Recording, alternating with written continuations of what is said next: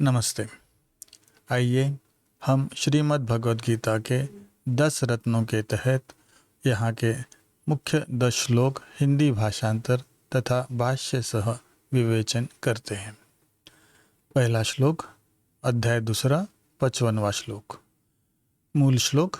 श्री भगवानुवाच प्रजहाति यदा कामान् सर्वान् पार्थमनोगतान् आत्मन्येवात्मना तुष्ट स्थितप्रज्ञस्तदोच्यते।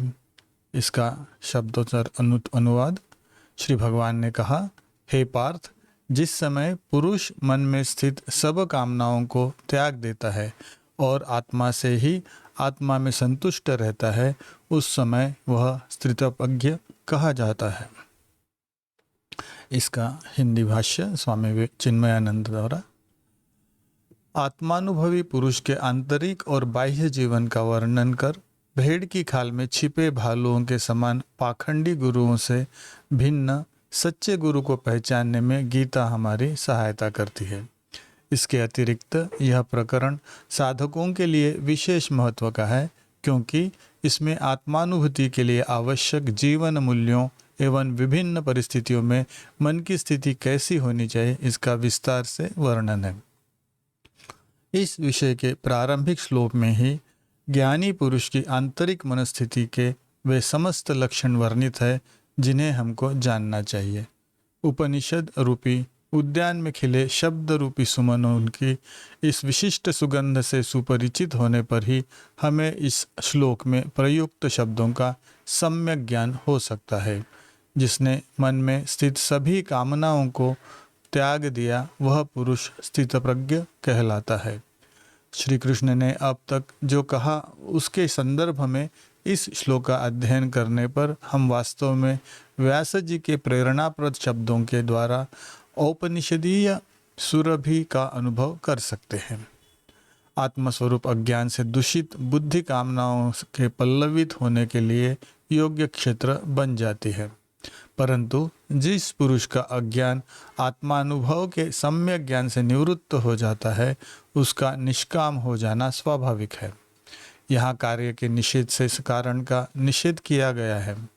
जहाँ कामनाएं नहीं, वहाँ अज्ञान नष्ट हो चुका है और ज्ञान तो वहाँ प्रकाशित हो ही रहा है।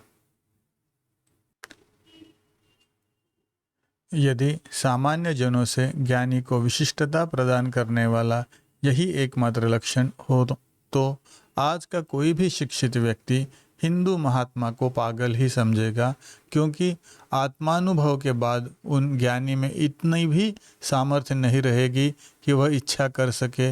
इच्छा क्या है? इच्छा मन की वह क्षमता है जो भविष्य में ऐसी वस्तु को पाने की योजना बनाए जिससे कि मनुष्य पहले से ही अधिक सुखी बन सके। ज्ञानी पुरुष इस सामर्थ्य को भी खो देता है। यह है भौतिकवादियों द्वारा की जाने वाली आलोचना।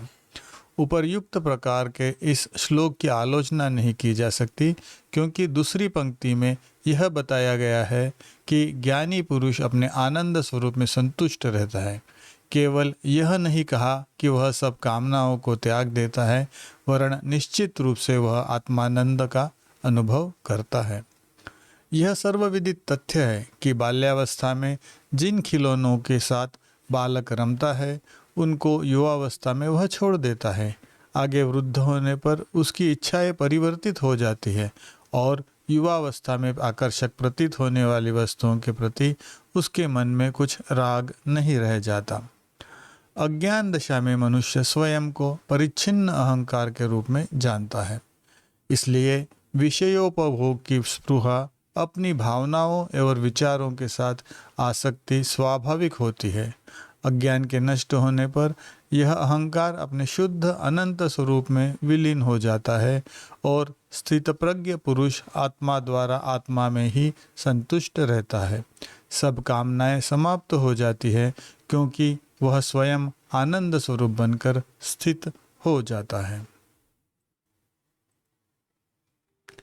अब दूसरा श्लोक, अध्याय दूसरा, 62वां श्लोक।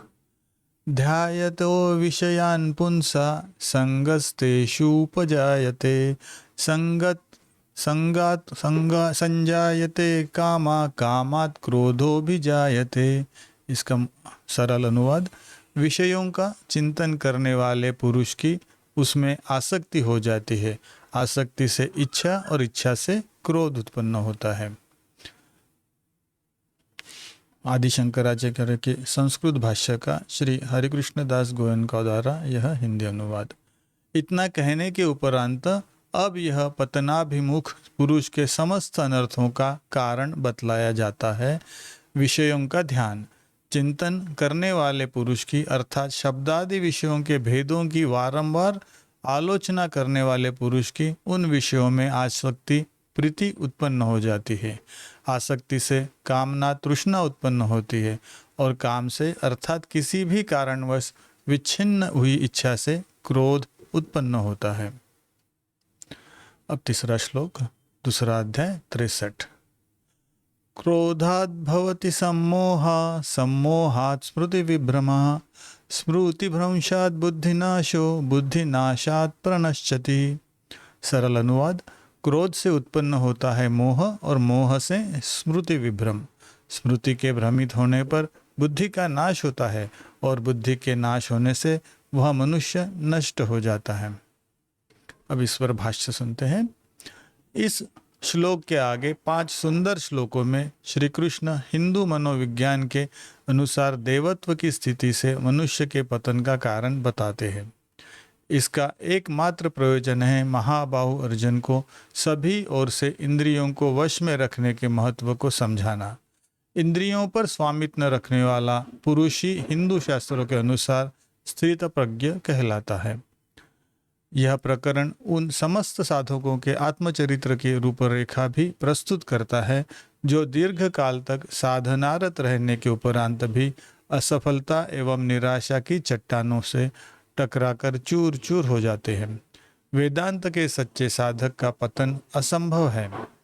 असफल साधकों के उदाहरण कम नहीं है और उन सभी की असफलता का एकमात्र कारण विषयों के शिकार का होना ही है। यह भी देखा गया है कि एक बार पतन होने पर वे फिर संभल नहीं पाते। उनके लिए पतन का अर्थ है संपूर्ण नाश। पतन की सीढ़ी का यह बहुत सुंदर वर्णन है।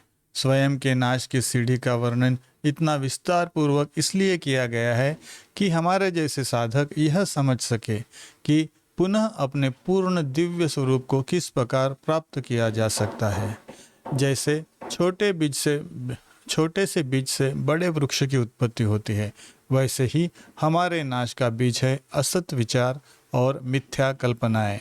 विचार में रचना शक्ति है, यह हमारा निर्माण अथवा नाश कर सकती है। निर्माण और विनाश उस शक्ति के सदुपयोग और दुरुपयोग पर निर्भर करते हैं। जब मनुष्य किसी विषय को सुंदर और सुख का साधन समझकर उसका निरंतर चिंतन करता है, तब उससे उत्पन्न होती है उस विषय में आसक्ति।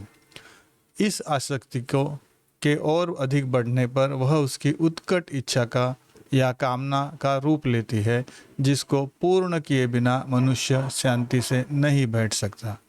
यदि कामना पूर्ति के मार्ग में कोई विघ्न आता है तो उस विघ्न की ओर होने वाली प्रतिक्रिया को कहते हैं क्रोध। क्रोध का परिणाम यह होता है कि मनुष्य जहाँ जो वस्तु या गुण नहीं है उसे वहाँ देखने लग जाता है, जिसे मोह नाम दिया गया है। मोह का अर्थ है अविवेक। मोह ही स्मृति के नाश का कारण है। क्रोध के आवेश में मनुष्य सभी संबंध भूलकर चाहे जैसा व्यवहार कर सकता है। श्री शंकराचार्य लिखते हैं कि क्रोधावेश में मनुष्य अपने पूज्य गुरु एवं माता पिता के ऋण को भूलकर उनका भी तिरस्कार करता है। इस प्रकार असत विचारों के प्रारंभ होकर आसक्ति या संग द्वारा इच्छा, क्रोध, मोह और स्मृति के नाश तक जब मनुष्य का पतन हुआ तो अगली सीढ़ी है बुद्धि का नाश। बुद्धि में विवेक की वह सामर्थ्य है जिससे हम अच्छे बुरे, धर्म अधर्म का निर्णय कर सकते हैं। निषिद्ध कर्मों को करते समय बुद्धि हमें उससे परावृत्त करने का प्रयत्न भी करती है। यदि यह बुद्धि ही नष्ट हो जाए तो मनुष्य का मनुष्यत्व ही नष्ट हुआ समझना चाहिए। बुद्धि नाश के बाद तो वह पशु से भी हीन व्यवहार करता है और फिर कभी जीवन में श्रेष्ठ और उच्च ध्येय को न समझ सकता है और न प्राप्त कर सकता है। यहाँ मनुष्य के नाश के तात्पर्य यह है कि अपने शुद्ध स्वरूप को पहचान कर वह मनुष्य जीवन के परम पुरुषार्थ मोक्ष को प्राप्त करने योग्य नहीं रह जाता। विषयों के चिंतन को यहाँ सभी अनर्थों का कारण बताया है। अब मोक्ष प्राप्ति का साधन बताते हैं। चौथा श्लोक, इसका दूसरे अध्याय का 64वां श्लोक है। मूल श्लोक, राग द्वेष विमुक्तस्तु विषयान इंद्रियश्चरन् आत्मवैश्य विधेयात्मा प्रसाद अधिगच्छति। सरल अनुवाद, वशीभूत अंतःकरण वाला कर्मयोगी साधक राग द्वेष से रहित अपने वश में की हुई इंद्रियों के द्वारा विषयों का सेवन करता हुआ अंतःकरण की निर्मलता को प्राप्त हो जाता है। निर्मलता प्राप्त होने पर साधक के संपूर्ण दुखों का नाश हो जाता है और ऐसे शुद्ध चित्त वाले साधक की बुद्धि निसंदेह बहुत जल्दी परमात्मा में स्थिर हो जाती है। हिंदी भाष्य, जो पुरुष आत्मसंयम से युक्त होकर जीवन में अनेक विषयों को ग्रहण करता है परंतु न किसी से राग रखता है और न द्वेष, वह शांति और प्रसन्नता ही प्राप्त करता है। विषयों से दूर भागने से किसी को शांति नहीं मिलती, क्योंकि अंतःकरण की अशांति बाह्य विषयों के होने या न होने पर निर्भर नहीं करती। उनका प्रमुख कारण है प्रिय वस्तु को पाने की लालसा अथवा अप्रिय को त्यागने की इच्छा है। किंतु पूर्ण आत्मनियंत्रक ज्ञानी पुरुष अशांति के इन कारणों से सर्वथा मुक्त हुआ विचरण करता है। जैसे हम जहाँ कहीं भी जाएं, प्रकाश की स्थिति के अनुसार हमारी छाया हमारे आसपास बनी रहती है, परंतु वह छाया स्वयं किसी प्रकार हमें न राग के द्वारा बांध सकती है और न द्वेष के कारण नष्ट ही कर सकती है। बाह्य विषय जगत केवल उस व्यक्ति को कष्ट पहुंचाता है जो स्वयं उन विषयों को ऐसी शक्ति प्रदान करता है कि वे उसको ही चूर चूर कर दें। यदि कोई पागल व्यक्ति हाथ में चाबुक लेकर अपने ही शरीर पर मारता हुआ पीड़ा से रोए तो उसके दुखों का अंत तभी होगा जब वह चाबुक को छोड़ देगा, अथवा यदि चाबुक को हाथ में रखे तब भी उसे अपने शरीर पर ही न घुमाए। इसी प्रकार मन ही विषयों में सुंदरता आदि का आरोप कर उनको पाने के लिए परिश्रम करता है और स्वयं को ही दुखी होता है। उपदेश की दृष्टि से यहाँ कहा गया है कि आत्मसंयमी पुरुष राग और द्वेष न रखकर विषयों को अपनी ओर से शक्ति नहीं देता कि वे उसे ही पीड़ित करे। आत्मसंयम तथा राग द्वेष का अभाव, इन दो गुणों के होने पर विषयों के आकर्षण से उत्पन्न होने वाले मन के विक्षेप स्वतः कम होने लगते हैं। मन की विक्षेप रहित स्थिति को ही शांति अथवा प्रसाद कहते हैं। पूजन विधि के अंत में प्रसाद वितरण की क्रिया इस सिद्धांत की ही द्योतक है। पूजन अथवा यज्ञ करते समय मनुष्य को संयमित रहकर ईश्वर का ध्यान करना चाहिए, जिसके फलस्वरूप वह मन में अपूर्व शांति का अनुभव करता है। वास्तव में इसको ही ईश्वर प्रसाद कहा जाता है। वेदांती चित्त शुद्धि को प्रसाद समझते हैं। राग द्वेष के अभाव में विक्षेपों का अभाव स्वाभाविक है और यही है चित्त शुद्धि। प्रसाद को प्राप्त करने कर क्या होगा? 5वां श्लोक मूल श्लोक है, दूसरे अध्याय से 66वां। नास्ति बुद्धिर्युक्तस्य न चायुक्तस्य भावना न च भावतः शांतिर अशांतस्य कुतः सुखम। सरल अनुवाद, जिसके मन इंद्रियां संयमित नहीं है ऐसे मनुष्य की व्यवसायत्मिका बुद्धि नहीं होती और व्यवसायत्मिका बुद्धि न होने से उसमें कर्तव्य परायणता की भावना नहीं होती। ऐसी भावना न होने से उसको शांति नहीं मिलती। फिर शांति रहित मनुष्य को सुख कैसे मिल सकता है?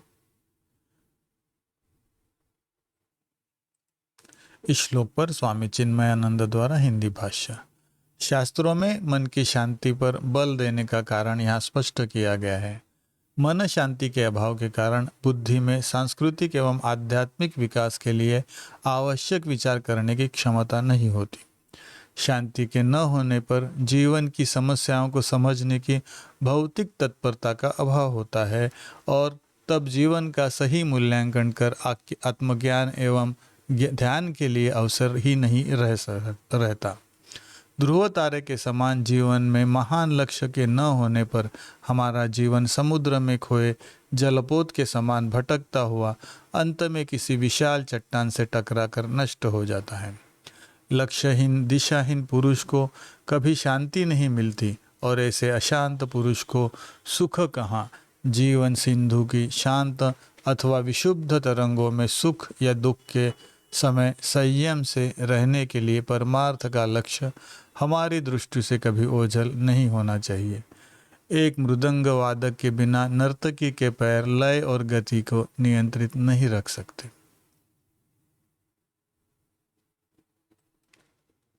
अब 6वां श्लोक शुरू करते हैं। यह श्लोक 3 अध्याय से 35वां श्लोक है। मूल श्लोक।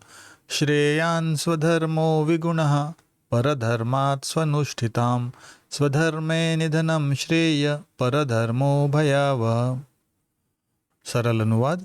अच्छी तरह आचरण में लाए हुए दूसरे के धर्म से गुणों की कमी वाला अपना धर्म श्रेष्ठ है। अपने धर्म में तो मरना भी कल्याणकारक है और दूसरे का धर्म भय को देने वाला है। इस पर हिंदी भाष्य। धर्म शब्द अनेक अर्थों में प्रयुक्त होता है। धार्मिकता, सद्व्यवहार, कर्तव्य, सद्गुण आदि विभिन्न शब्दों अर्थों में इसका प्रयोग किया गया है।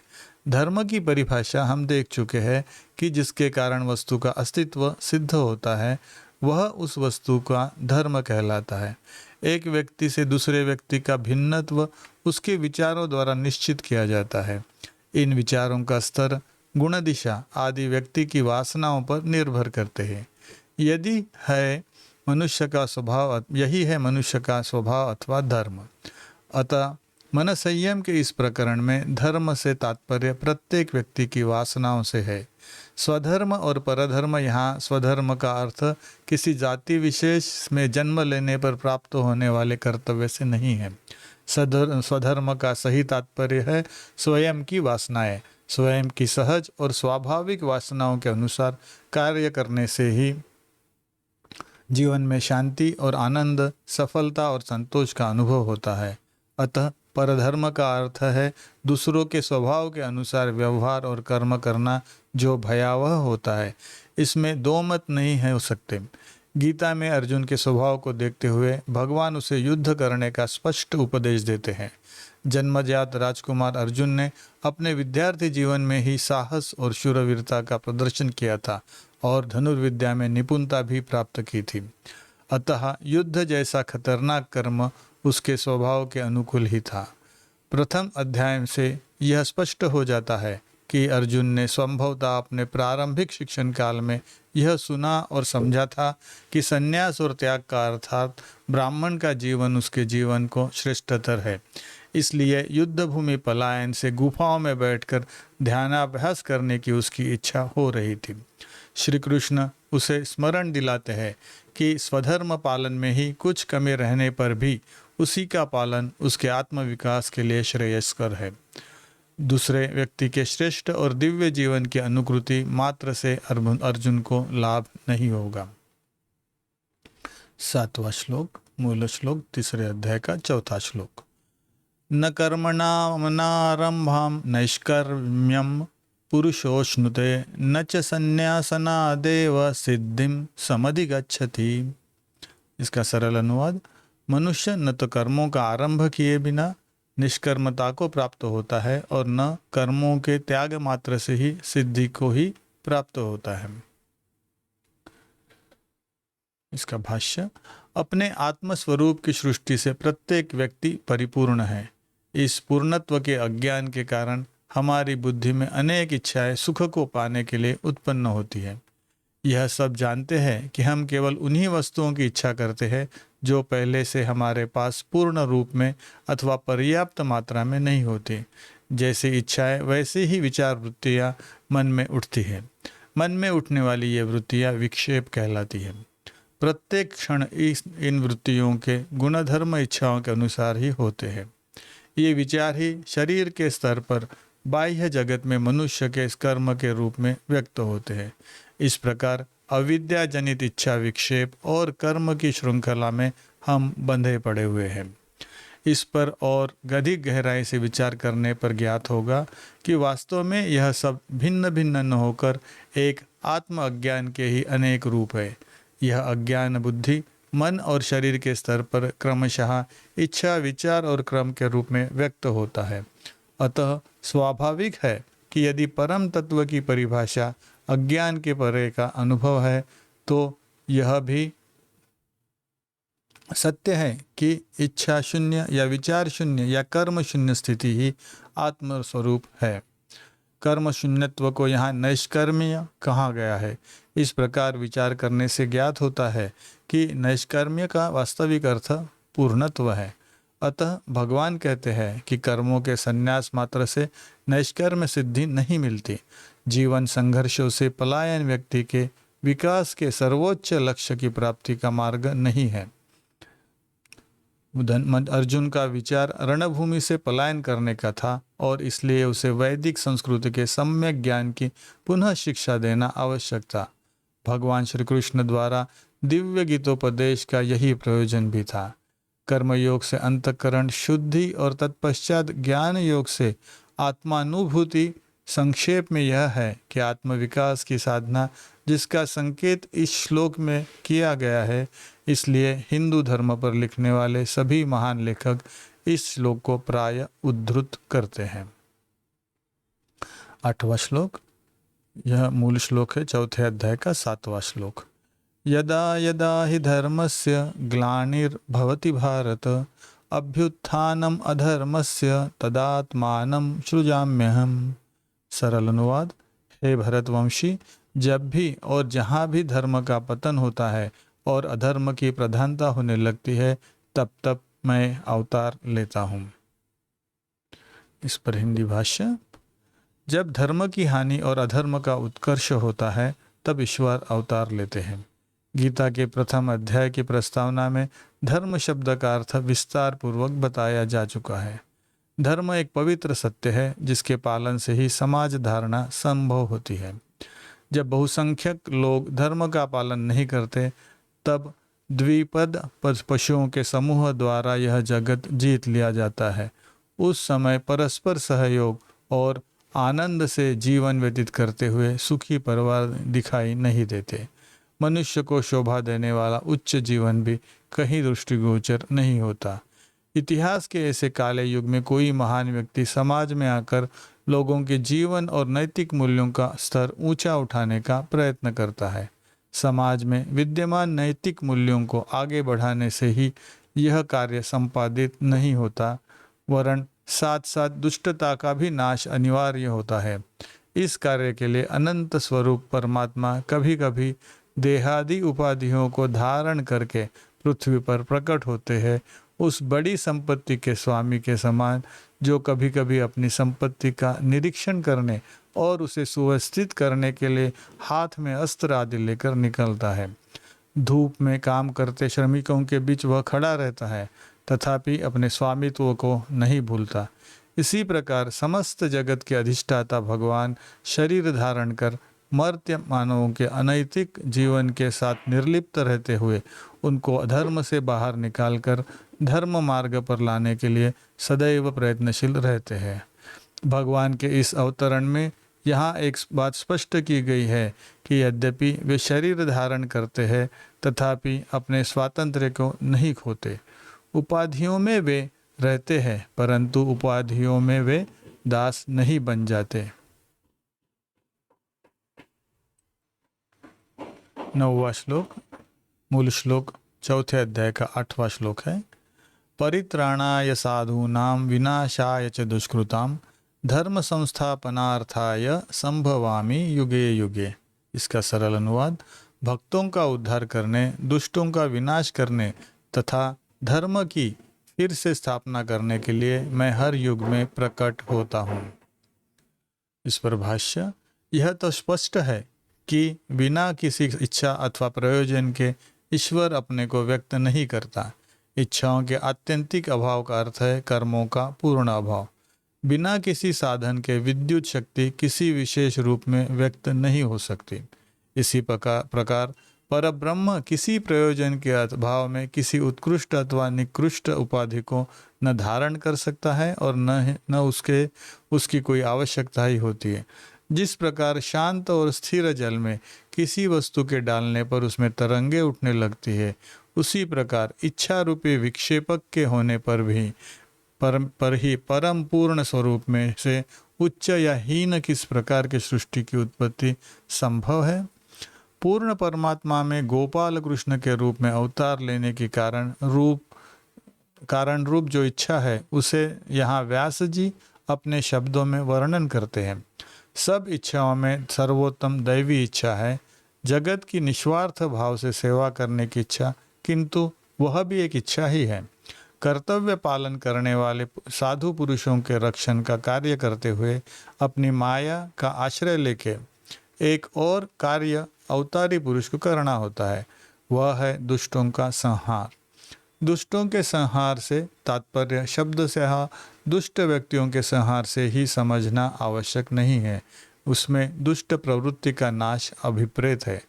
वस्त्र रखने की अलमारी रखने की पुनर्व्यवस्था करने के समान यह कार्य है।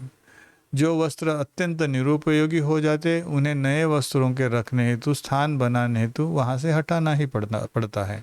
इसी प्रकार अवतारी पुरुष साधुओं का उत्साह बढ़ाते हैं, दुष्टों के स्वभाव को परिवर्तित करने का प्रयत्न करते हैं, और कभी कभी दुष्टों का पूर्ण संहार भी आवश्यक हो जाता है। अर्जुन के लिए इतना सब कुछ विस्तार से बताना पड़ा, क्योंकि वह श्री कृष्ण के वास्तविक स्वरूप के विषय में सर्वथा अनभिज्ञ था।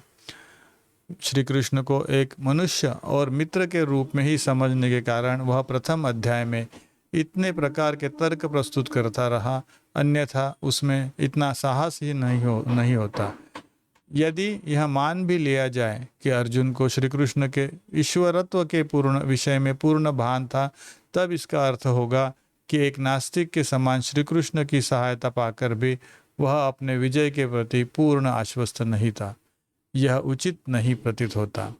जब भगवान उसे अपना मित्र भक्त कहते हैं, तब वह शिष्यों की सी सरलता से उनसे कहता है, आप मुझे सिखाइए, मैं आपका शिष्य हूँ। इस वाक्य में श्री कृष्ण के प्रति उसका आदर भाव तो स्पष्ट होता है, किंतु किसी भी प्रकार उसमें उनके ईश्वरत्व का ज्ञान होना सिद्ध नहीं होता।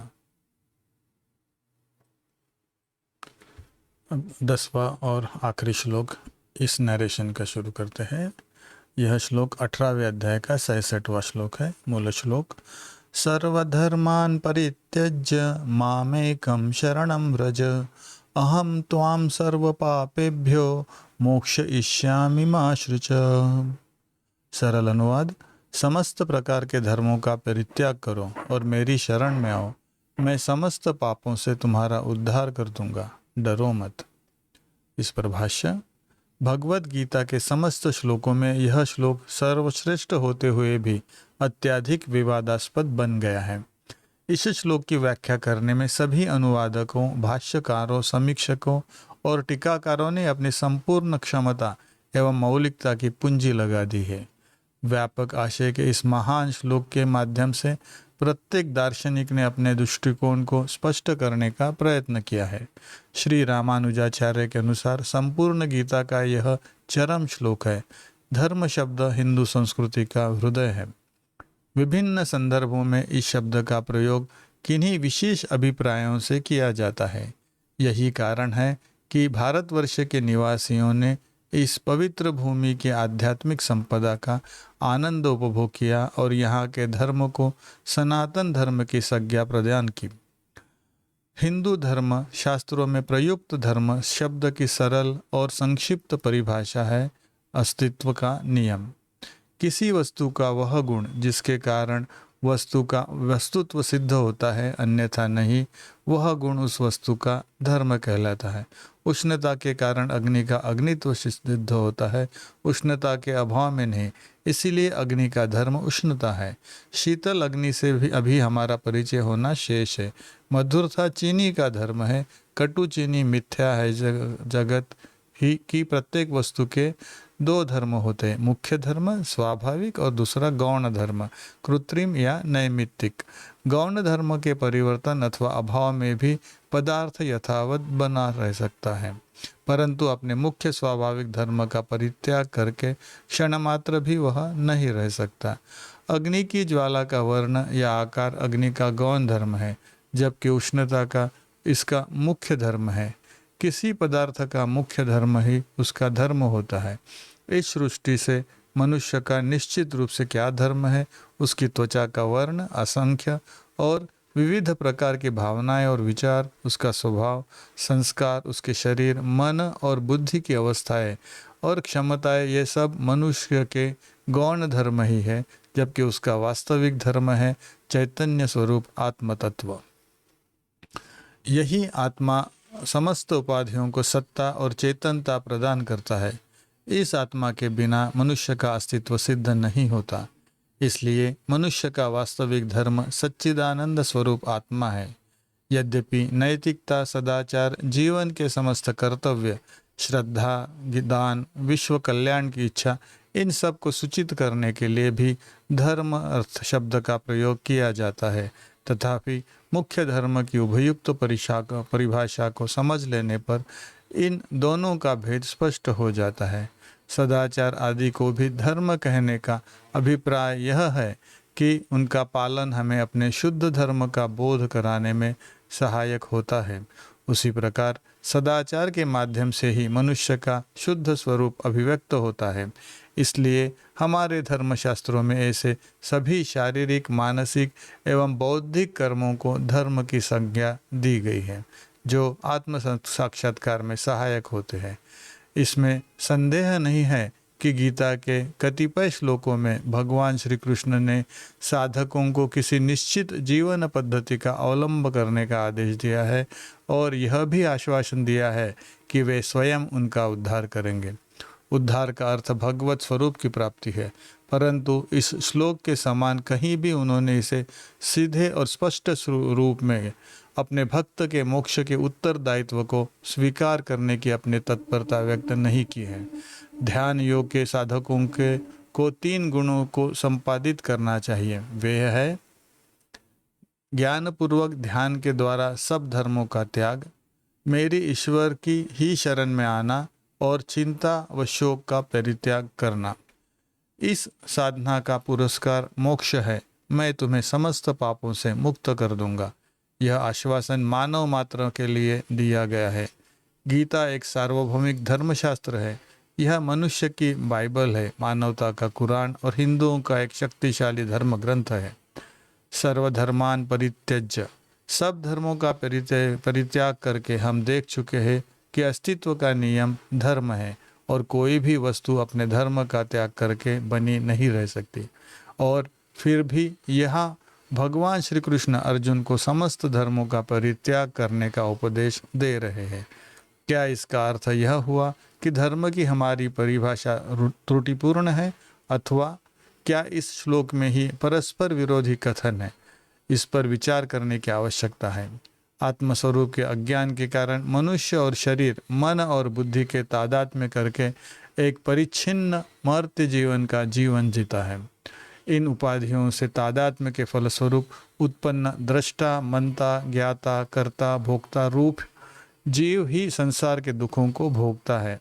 वह शरीर आदि उपाधियों के जन्म मरणादि शब्दों को अपने ही धर्म समझता है, परंतु वस्तुतः ये हमारे शुद्ध स्वरूप के धर्म नहीं है। वे गौण धर्म होने के कारण उनका परित्याग करके का यहाँ उपदेश दिया गया है। इनके परित्याग का अर्थ अहंकार का नाश है।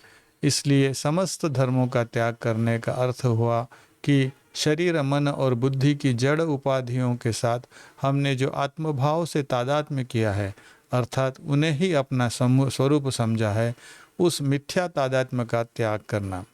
आत्मनिरीक्षण और आत्मशोधन ही भगवान श्री कृष्ण के कथन का गूढ़ अभिप्राय है।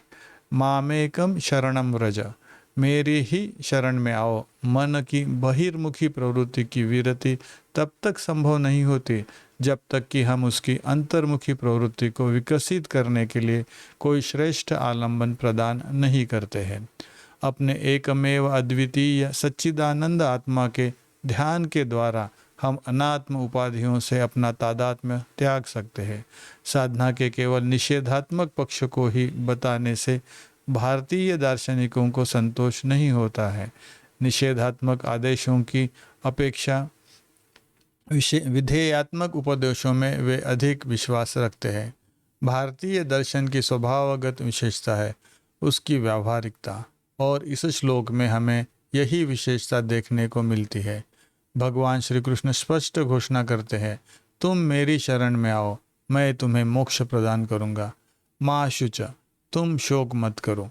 उपर्युक्त दो गुणों को संपादित कर लेने के पर साधक को ध्यानाभ्यास में एक अलौकिक शांति का अनुभव होता है, परंतु यह शांति भी स्वरूपभूत शांति नहीं है। तथापि ऐसे शांत मन का उपयोग आत्मस्वरूप में दृढ़ स्थिति पाने के लिए करना चाहिए, परंतु दुर्भाग्य से आत्म साक्षात्कार की व्याकुलता या उत्कंठा ही इस शांति को भंग कर देती है। चिंता का स्पर्श पाकर एक स्वाप्निक सेतु के समान यह शांति लुप्त हो जाती है। बाह्य विषयों तथा शरीर आदि उपाधियों में मन के ध्यान को निवृत्त करके उसे आत्मस्वरूप में समाहित कर लेने पर साधक को साक्षात्कार की उत्कंठा का भी त्याग कर देना चाहिए। ऐसी उत्कंठा भी चरम उपलब्धि में बाधक बन सकती है। अहम त्वाम सर्व पापेभ्यो मोक्षयिष्यामि, मैं तुम्हें समस्त पापों से मुक्त कर दूंगा। जो हमारे मन में विक्षेप उत्पन्न करके हमारी शक्तियों का विखेर देता है वह पाप कहलाता है। हमारे कर्म ही हमारी शक्ति का ह्रास करते हैं, क्योंकि मन और बुद्धि की सहायता के बिना कोई भी कर्म किया नहीं जा सकता। संक्षेप में, कर्म मनुष्य के अंतःकरण में वासनाओं को अंकित करते जाते हैं, जिनसे प्रेरित होकर मनुष्य बारंबार कर्म से प्रवृत्त होता है। शुभ वासनाएं शुभ विचारों को जन्म देती है, तो अशुभ वासनाएं से अशुभ विचार ही उत्पन्न होते हैं। वृत्ति रूप मन है, अतः जब तक शुभ या अशुभ प्रवृत्ति का प्रवाह बना रहता है तब तक मन का भी अस्तित्व यथावत बना रहता है। इसलिए वासना क्षय का अर्थ ही वृत्ति शून्यता है, और यही मनोनाश भी है। मन और बुद्धि के अतीत हो जाने का अर्थ ही शुद्ध चैतन्य स्वरूप कृष्ण तत्व का साक्षात्कार करना है। जिस मात्रा में एक साधक अनात्मा से तादात्म्य का त्याग करने और आत्मानुसंधान करने में सफल होता है, उसी मात्रा में वह इस आत्मदर्शन को प्राप्त करता है। इस नवप्राप्त अनुभव में वह अपनी सूक्ष्मतर वासनाओं के प्रति अधिकाधिक जागरूक हो जाता है। वासनाओं का यह भान अत्यंत पीड़ादायक होता है। अतः भगवान श्री कृष्ण यहाँ आश्वासन देते हैं, तुम शोक मत करो, मैं तुम्हें समस्त पापों से मुक्त कर दूंगा। मन को विचलित करने वाले कर्मों की प्रेरक इच्छा और विक्षेपों को उत्पन्न करने वाली ये वासना है ही पाप है। यह श्लोक महत्वपूर्ण है। कारण यह है कि यहाँ स्वयं सर्वशक्तिमान भगवान ही ऐसे साधक की सहायता करने के लिए तत्परता दिखाते हैं, जो उत्साह के साथ सर्व संभव प्रयत्नों के द्वारा अपना योगदान देने को उत्सुक है। साधना काल में यदि साधक अपने मन में दुर्दम्य आशावाद का स्वस्थ वातावरण बनाए रख पाता है, तो आध्यात्म मार्ग में उसकी प्रगति निश्चित होती है। इसके विपरीत जिस साधक का मन नैराश्य और रुदन, विषाद और अवसाद से भरा रहता है, वह कभी पूर्ण हृदय से आवश्यक प्रयत्न कर ही नहीं सकता है। और स्वाभाविक यह है कि उसके आत्मविकास का लक्ष्य कहीं दूर दूर तक भी दृष्टिगोचर नहीं होता है। गूढ़ अभिप्रायों एवं व्यापक आशयों से पूर्ण यह एक श्लोक ही है, अपने आप में एक दार्शनिक काव्य गीता का उपसंहार है। इस अध्याय में संपूर्ण गीता शास्त्र के तत्व ज्ञान का उपसंहार किया गया है। शास्त्र सिद्धांत पर विशेष बल देने के प्रयोजन से इस श्लोक में पुनः संक्षेप में उसका वर्णन करने के पश्चात अब शास्त्र संप्रदाय की विधि का वर्णन करते हैं। यहाँ पर हम यह 10 श्लोकों का विवेचन समाप्त करते हैं। सुनने के लिए धन्यवाद।